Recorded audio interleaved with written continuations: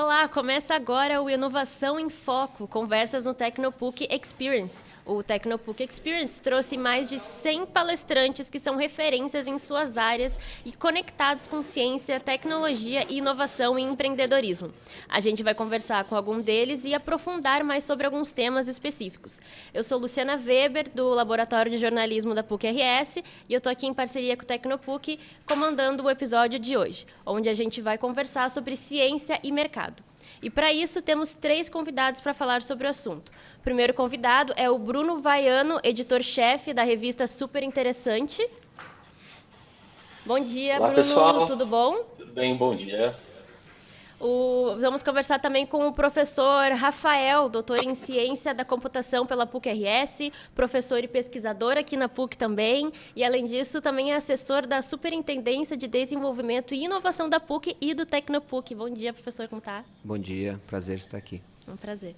E por fim, está aqui também conosco o Adriano Feo, diretor da tecnologia da Blue Nano Group, que é uma das empresas membro do Tecnopuc que atua na área de nanotecnologia. Bom dia. Bom dia, tudo bem? O episódio de hoje foi feito no Tecnopuc Experience, um festival gratuito sobre ciência, tecnologia, inovação e empreendedorismo, parte da semana acadêmica da PUC-RS. Bom, eu queria começar conversando com vocês, fazer uma roda de conversa aqui mais integrado com vocês. Como que vocês percebem a relação entre ciência e o mercado nas suas áreas de atuação? Comigo? Bom, eu sou um jornalista, então, e a minha especialidade é cobertura de ciência. Então, eu estou muito mais inserido na ciência do que no mercado, quando me pedem para fazer o plano de negócios da revista do ano que vem, eu entro em colapso, porque eu realmente não sou nenhum grande gestor nem nada, mas eu acho que meu papel como jornalista nessa conversa é mais contextualizar que historicamente existe uma associação gigantesca, importante entre ciência e mercado, e o mercado sempre alimentou o avanço e a inovação científica. Então, eu acho que dá um background de como isso acontece, é especialmente importante aqui no Brasil, em que a gente teve uma redução gigantesca no grau de complexidade das nossas exportações dos anos 80 para cá. Né? O Brasil investe sim em ciência e tecnologia, mas a gente não consegue converter esse investimento em ciência e tecnologia em muita inovação nas empresas, e é claro que vocês aí na Tecnopuc, o objetivo de vocês é justamente reverter esse cenário e fazer isso, né? E tem alguns dados muito interessantes aqui, né? A gente vê que de 1985 até 2021, a participação da indústria de transformação, a indústria que pega a matéria-prima e transforma em produto no PIB brasileiro, caiu de 36% para 11%. E a gente caiu da 25ª para a 60ª posição no ranking de complexidade econômica de Harvard, né, que avalia 133 países e vê justamente se a gente está exportando mais soja e petróleo ou carros. Né? E o que isso tem a ver com ciência e mercado? Bom, é óbvio. O que a gente tem para oferecer como exportação depende da nossa capacidade de aplicar a ciência e tecnologia a produtos que tenham um alto valor agregado e que tenham alguma exclusividade no mercado e que, enfim, entrem na nossa pauta de exportações com força, né? Então, hoje, o Brasil é um país que exporta majoritariamente produtos de baixo valor agregado, que mostra que tem uma dificuldade muito grande em integrar a nossa produção científica e tecnológica, nas nossas universidades que são de excelência, ao setor produtivo, né? E eu acho que os nossos convidados, eu tenho mais dados aqui, mas enfim, essa é só uma coisa introdutória, então eu acho que os nossos demais convidados vão poder explicar um pouco melhor para a gente por que o Brasil está numa situação em que 11,9% das exportações são soja, 11,7% das exportações são minério de ferro, e a gente não consegue ser tão eficaz em transportar o conhecimento produzido nas universidades públicas e privadas, né, para a indústria de fato, para produzir coisas de maior valor que vão ser exportadas e tudo mais. Então, você quer seguir, Rafael? Bom, primeiro bom dia, né, para todos e para todas. É realmente uma satisfação estar aqui, né, ao lado dos meus ilustres convidados junto comigo e E pensando assim, no que o Bruno colocou, primeiro, eu acho que assim, simbolicamente, eu estava pensando onde nós estamos. Né? Nós estamos fisicamente no prédio da FAMECOS, né, da PUC do Rio Grande do Sul, que é o prédio da Faculdade de Comunicação Social, transmitindo, gravando um podcast de inovação numa ação conjunta com o Parque Científico e Tecnológico, numa semana acadêmica integrada, em que o último dia da semana acadêmica é justamente o Tecnopuc Experience, onde todos os atores do ambiente de inovação, do ecossistema de inovação da universidade, se encontram no Tecnopuc para discutir inovação, para discutir empreendedorismo, para discutir ciência, para discutir criatividade. Então, isso para mim tem um simbolismo muito forte e isso eu acho que começa a tentar dar algumas explicações. Primeiro, por que é um desafio e dois, como é que a gente pode mudar essa realidade. Eu acho que a gente fala muito no Tecnopuc que o desafio da inovação é o desafio da educação.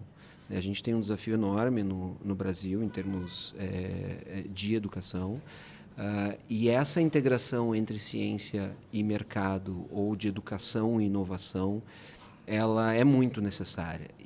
Só que não é alguma coisa que a gente faz da noite para o dia. A gente tem que construir primeiro a gente tem que entender que isso é importante, construir uma cultura, e é uma cultura que é algo que não se faz sozinho, não é um projeto da PUC, não é um projeto Tecnopuc, não é um projeto de Porto Alegre, não é do Rio Grande do Sul. É uma visão de nação, né? Uma visão muito mais abrangente e cada um dos atores dentro desse ecossistema tem que entender isso e dar a sua parcela de contribuição. Então, olhando, né, do meu ponto sob a minha perspectiva, né, eu completei 20 anos de PUC como professor neste ano e desses 15 anos eu atuo no ecossistema de inovação. Desde 2009 eu atuo em diversos papéis dentro do Tecnopuc e assim, a gente precisa de alguma forma começar a inspirar não só que do Tecnopuc a gente inspire as unidades acadêmicas da universidade, mas a própria visão acadêmica inspire o Tecnopuc para que a gente tenha essa conexão, essa aproximação, e o que a gente faz aqui, de alguma forma, possa extrapolar para que seja um movimento que não seja só nosso. E aí eu cito um exemplo de algo que vem acontecendo na cidade e no próprio estado do Rio Grande do Sul, que começou em 2018 com o que a gente chama da Aliança pela Inovação de 3 universidades, as 3 principais universidades de Porto Alegre, elas se juntaram, a PUC, URGS e a Unicinos, na área de inovação. Então, ele é um movimento, primeiro, que eu acho que tem que ser a partir de uma visão conjunta, de uma visão integrada e de um entendimento que, para a gente aproximar a ciência e mercado, a gente precisa aproximar a inovação de educação e a gente precisa fazer isso de uma forma junta, de uma forma integrada. Não por acaso, eu acho que só para juntar com essa simbologia, a gente tem o Bruno, tá entrando online, de São Paulo, com uma visão a partir, né, da revista, dá super interessante e eu acho que é isso que a gente precisa estimular, né? A gente se inspirar no que acontece em outros locais, pessoas se inspirarem a partir do que acontece aqui e ter uma visão que não é todo mundo fazer a mesma coisa, mas ter uma visão e um propósito similar, e se a gente conseguir fazer isso, a gente consegue transformar a realidade, ou seja, fazer com que essa transformação do conhecimento gere desenvolvimento, gere impacto para a sociedade, a partir da geração de inovação, mas a partir da transformação da educação. Legal. Miranda? Uma pergunta bem ampla, né? Bem complexa de ser respondida, mas então a gente tem três visões aqui, né? Digamos assim, né? A revista de um ecossistema maior de inovação e agora sim de um empreendedor, né? Que teve toda a carreira até então, até 2 anos atrás na academia. Era, né? Professor aqui, né? Fui professor aqui por muito tempo. Enfim, trabalhei, fundei grupo de pesquisa, orientei alunos, mestrado, doutorado, pós-doutores. Fui para fora, morei no exterior, então todo aquele padrão, né, de professor acadêmico eu cumpri, né? Sim. E aí chegou um ponto que digamos assim, a gente tem um desenvolvimento sempre olhando para para levar a ciência, né, a física, principalmente a química, que é o meu background, para tentar levar isso para o mercado. E aí, obviamente que uma estrutura como a do Tecnopuc facilita muito, mas ela não é suficiente para que ocorra, para que surja uma empresa, para que uma empresa de inovação num local, num ambiente onde os mecanismos de financiamento eles são bastante complexos. Bastante complexos. Então, é preciso ser feita uma análise muito mais profunda, principalmente quando a gente fala em inovação disruptiva, agora nas deep techs principalmente, onde, olhando o nosso exemplo da Blue Nano Group, né? A Blue Nano Group é uma empresa que tem, que ela foi fundada, o grupo, em 2020.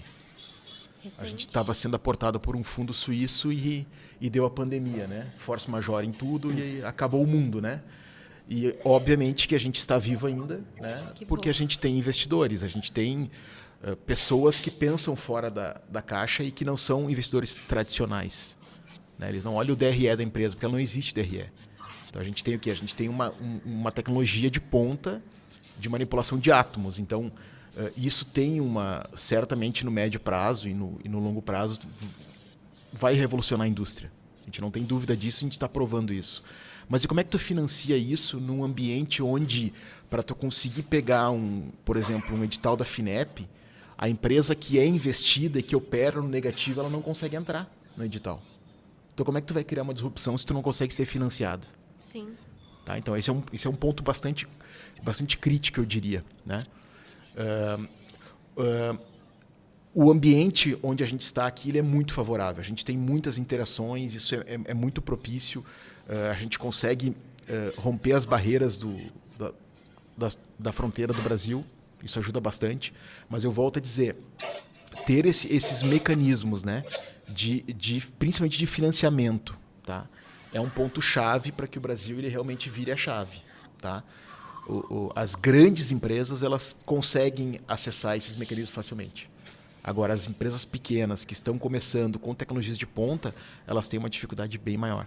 Bruno, podia contar para nós um pouco sobre como a Super Interessante trabalha para traduzir a ciência para o mercado e para o público da revista?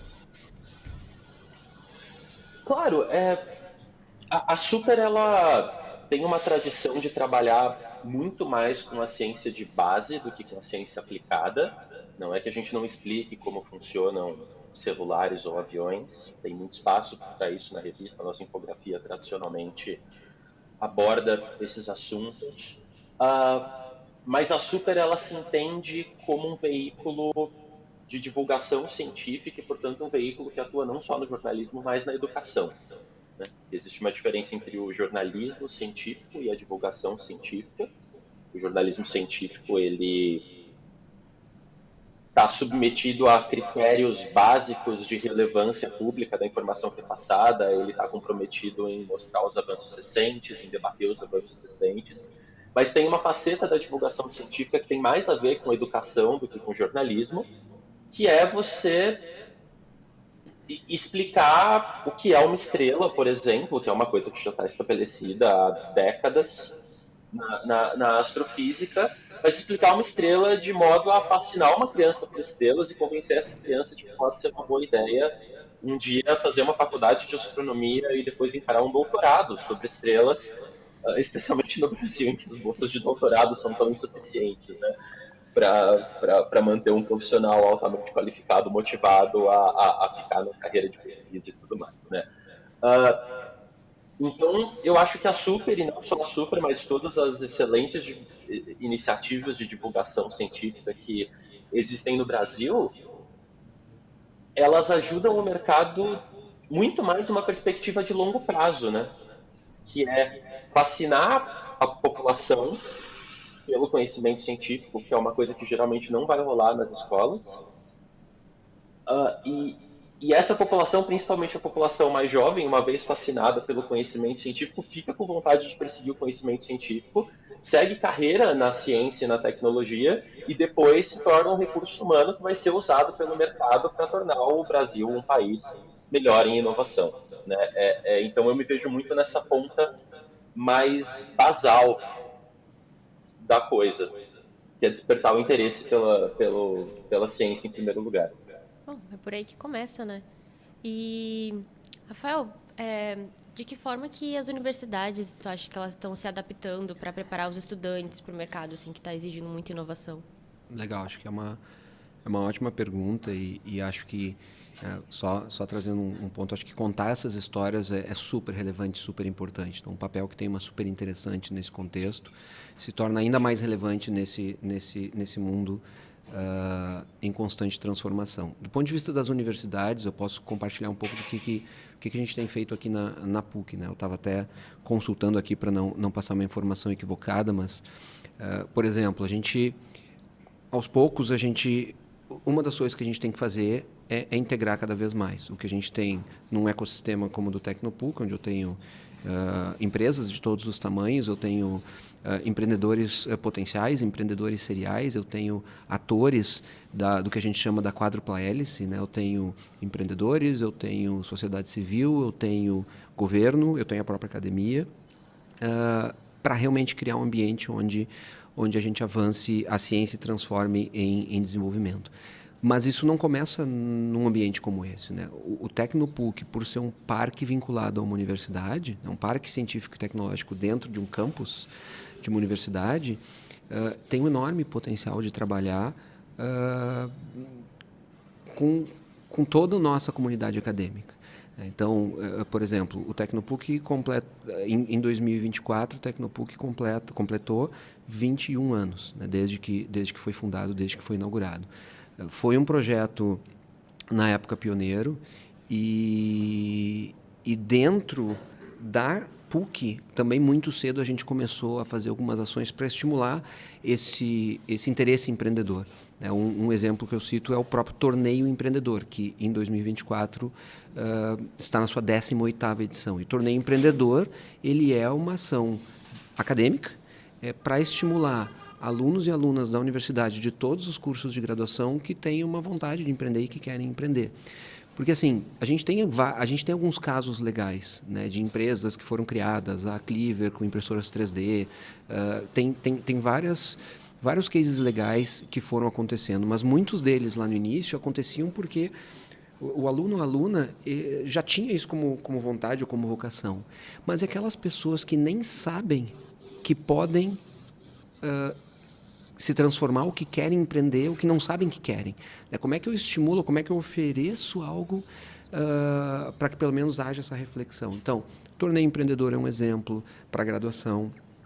Mais recentemente, a gente começou a fazer ações integradas, que a gente chama de Track Startup, uma maratona de inovação, onde a gente faz com que alunos de diferentes escolas, a PUC tem 7 escolas acadêmicas em diferentes temas, escola politécnica, medicina, direito e assim por diante. Como é que alunos de todas essas escolas se juntam para resolver problemas, identificar problemas e pensar em soluções e, de repente, disso surgirem negócios? Como é que eu faço isso na pós-graduação? Desde 2020, junto com um colega meu, né, que é o professor Jorge Aldi, que é o atual superintendente de inovação e desenvolvimento da PUC, do Tecnopuc, a gente ministra uma disciplina chamada Empreendedorismo Digital, Transformando Conhecimento em Negócio. É uma disciplina para pós-graduação stricto sensu, ou seja, mestrado e doutorado acadêmico da universidade, transversal, ou seja, qualquer aluno e aluna de qualquer curso de mestrado e doutorado pode cursar essa disciplina. E o grande objetivo é fazer com que um aluno de pós-graduação tente enxergar aquilo que é a sua pesquisa, e eu, como pesquisador, a gente é ensinado por muitos anos a pensar na nossa pesquisa como vamos resolver um problema, publicar e gerar um impacto através de citações daquele artigo que é publicado. O que é legal, é uma forma de gerar impacto. Mas eu tenho outras formas de gerar impacto que talvez aquela pessoa não conhece.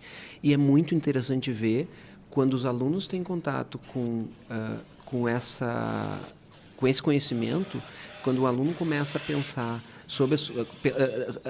pensar a sua pesquisa a partir de impacto para a sociedade, muda a visão. Eu lembro que na primeira edição dessa disciplina em 2020, que foi pré-pandemia, antes de tudo fechar, a gente trouxe os desafios da cidade de Porto Alegre e o trabalho para 20 alunos de mestrado e doutorado de todos os cursos da universidade, e eles tinham que pensar como é que a pesquisa deles poderiam resolver os problemas da cidade, apontados, na época, pelo secretário de inovação da cidade. E foi muito legal ver o impacto. Então, só citei alguns dos exemplos, mas isso tem que ser, ou seja, a gente tem que começar e manter uma constância dessa interação, porque, de novo, nem todas as pessoas vão querer, mas elas têm que, de alguma forma, ser apresentadas pela oportunidade, porque talvez algumas delas, ou muitas dessas pessoas, os alunos e alunas, todos os níveis de formação, nem saibam que existe. Sim. Então é um pouco da nossa missão fazer com que elas conheçam e aí possam decidir se é alguma coisa que elas queiram evoluir. Inclusive, até aqui na FAMECOS, a gente tem uma disciplina que eu passei por ela agora há pouco, que é empreendedorismo na indústria criativa, que assim, a gente não conhece muito sobre modelos de negócios, a gente é apresentado para esse mundo, a gente faz visitas em empresas no Tecnopuc, a gente planeja um pitch para algum projeto de impacto, também é bom para a gente conhecer mais até da nossa própria área, entender que a gente tem mais daquilo, né, para a gente poder seguir alguma carreira empreendedora caso a gente queira. Então, Adriano, eu queria te perguntar assim, quais inovações científicas tu acha que tu considera mais relevantes que está acontecendo na indústria atualmente de nanotecnologia? Eu posso falar bastante do que eu estou trabalhando, claro, né? Que é o que eu favor. conheço bastante, né? Então a gente está desenvolvendo já. Eu comecei a trabalhar com esse processo em 2001, tá? Então já são 20 quase 24 anos, né? Quase 23 para 24 anos. Quando eu comecei a fazer faculdade de física na época aqui na PUC, né? Então, primeira semana de aula, eu me lembro que eu bati na porta de um laboratório de pesquisa que tinha no prédio 10 ainda, e ali a gente começou, o professor Roberto Hubler, né? Então, ali eu comecei a trabalhar com isso. Enfim, aí fomos desenvolvendo toda a carreira acadêmica que eu já comentei anteriormente. Então, o que a gente faz hoje, tá? Hoje a gente tem um processo que a gente consegue arrancar átomos de um determinado elemento, tá? E esses átomos a gente consegue direcionar eles de maneira controlada a qualquer tipo de material em pó. Tá? Então a gente consegue criar materiais extremamente complexos, tá? Com alta capacidade de aplicação. Então, por exemplo, a gente consegue ser totalmente horizontal, no sentido de que qualquer segmento de mercado a gente consegue produzir materiais. Então a gente tem projetos na área biomédica, a gente tem projetos na área de conversão de CO2 em combustíveis sintéticos, por exemplo. Então, catalisadores especiais.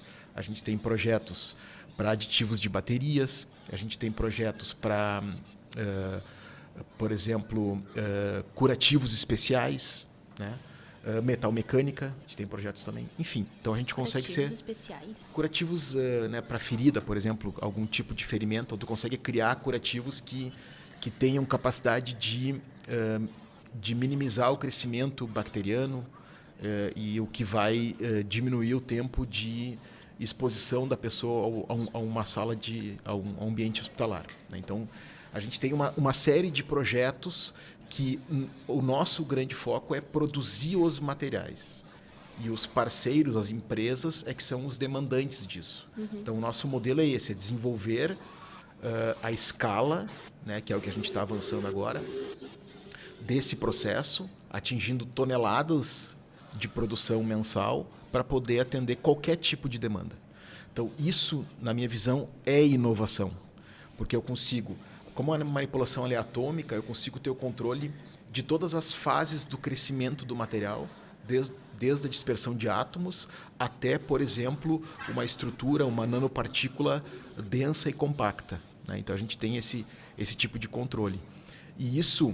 Há muitos anos atrás era tido como inviável economicamente, tanto que era tido como um processo, enfim, de laboratório. Então a gente conseguiu transcender isso, a gente já está indo para a escala, para aplicação em escala. Então isso, e eu diria mais, é mais do que nanotecnologia só, porque a nanotecnologia está atrelada à dimensão nanométrica, né? Como a gente manipula de átomos para cima, a gente consegue trabalhar até no subnano. Né? Então, hoje a gente costuma dizer que a gente é a maior empresa do mundo que vende materiais subnanométricos. Nem sabia que tinha subnano. Ela é a única empresa, mas então ela é a maior. Né? Então, como a gente não tem conhecimento de outra que está vendendo esse tipo de material para diferentes aplicações, então a gente pode dizer que a gente é a maior do mundo. Né? Então, a inovação, o que a gente enxerga no mercado de aplicação, tá? De nanotecnologia, principalmente, está muito atrelado ao que a gente está fazendo. Mas existem muitas outras né, tentativas, enfim, e aplicações mundo afora, né, principalmente Europa e Estados Unidos, e que a gente não tem muito conhecimento, porque não é muito divulgado quais são os princípios por trás, mas que geralmente aparece, né, no card do produto algo relacionado ao nano. Tá? Então, de modo geral, é isso. É assim que a gente enxerga, né, a inovação partindo da ciência básica e chegando até um produto que a gente vem desenvolvendo hoje, ou uma série de produtos. Né? E agora, seguindo uma roda de pergunta para os três, quais barreiras que vocês enfrentaram, assim, mais ou menos na interseção entre ciência e mercado? Tinha falado agora que até poucos anos atrás era quase inviável, né? Então, por favor. Barreira principal é o financiamento. Tá? Esse, na minha opinião, é a grande barreira que a gente tem hoje no Brasil, principalmente. Tá? E que isso lá fora é bastante diferente, né? Europa, Estados Unidos, China, enfim, Coreia tem muito mais acesso a financiamento. Tá? Tem muitos grants, que eles chamam, né? Que são fundos onde um dos principais aspectos é que o empreendedor não precisa comprometer o patrimônio pessoal como garantia real. Tá? Então lá fora isso muitas vezes não acontece. Aqui já não, aqui a gente já às vezes tem que comprometer o patrimônio pessoal.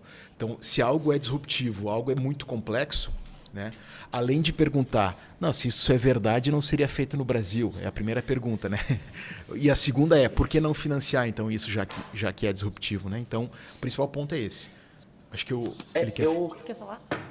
Eu queria fazer, é que eu não consigo sair do modo jornalista, né? Eu só entrevisto as pessoas, eu não consigo dar respostas, mas eu queria lançar aí uma pergunta especificamente sobre financiamento e investimento do Estado, principalmente, né, em inovação, porque a gente sabe que existem, grosso modo, 2 jeitos de incentivar uma empresa a pôr grana em inovação, né, ou a fazer surgir uma startup que vai gerar inovação e tudo mais. Um é você ir pelo caminho das isenções fiscais, né, você tirar um pouco de imposto do cara para cada pesquisador que ele contrata, para cada investimento que ele faz em laboratório, enfim, quando ele põe grana em P&D, ele paga menos imposto de renda, por exemplo, ou ele tem acesso a uma linha de crédito.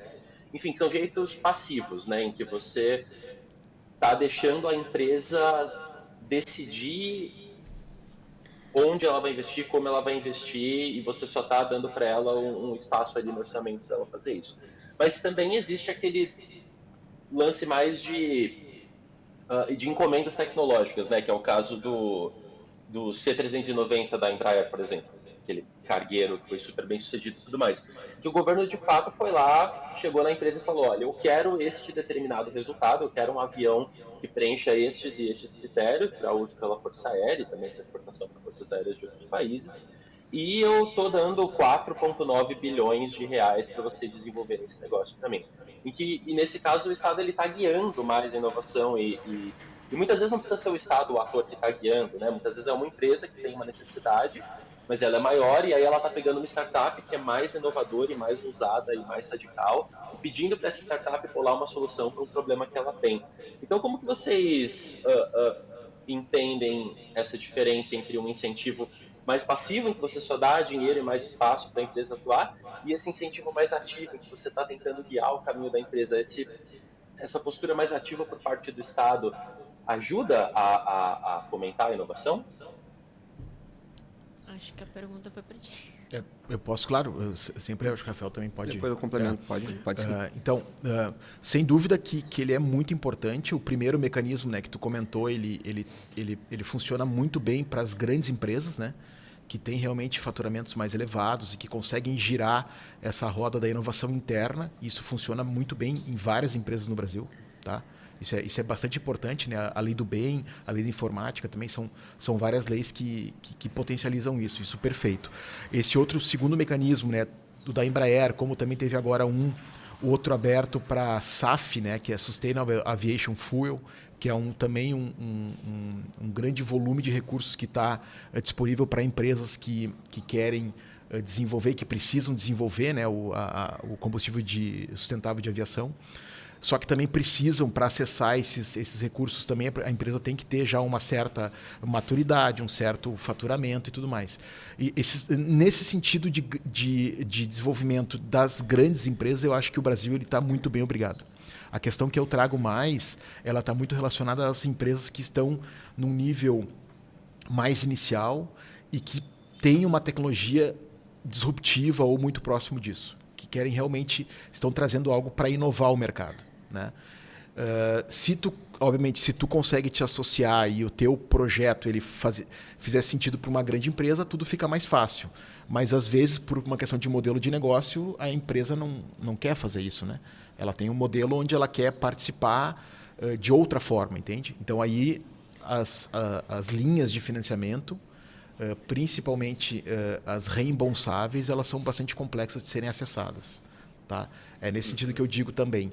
E o grande volume de empresas nascentes num parque como o Tecnopuc, entre outros parques no Brasil, nas universidades de modo geral, a gente pode ver pelos números, né, o crescimento de startups ele é bastante grande, ele chega a ser exponencial na última década para cá, né?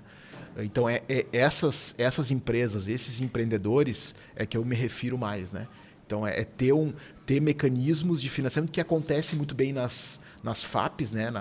A FAPERGS tem linhas, a FAPESP, enfim, a FAPERJ tem linhas associando o desenvolvimento a um laboratório de pesquisa, algo, né, que dê uma certa, digamos assim, segurança também para o recurso aportado, que é um recurso muito de subvenção, em pequeno volume, então é mais para provas de conceitos e tudo mais. Agora, quando a empresa passa dessa linha e ela fica numa linha tênue entre saiu de um laboratório de pesquisa, como é o meu caso, abrir agora uma empresa, fundou uma empresa e está desenvolvendo a escala de algo que ainda não está totalmente comprovado, aí tu cai meio que num limbo, entende? Que é difícil de acessar recursos. É nesse sentido que eu trouxe a minha fala inicial, aquela. Eu não sei se eu respondi a tua pergunta.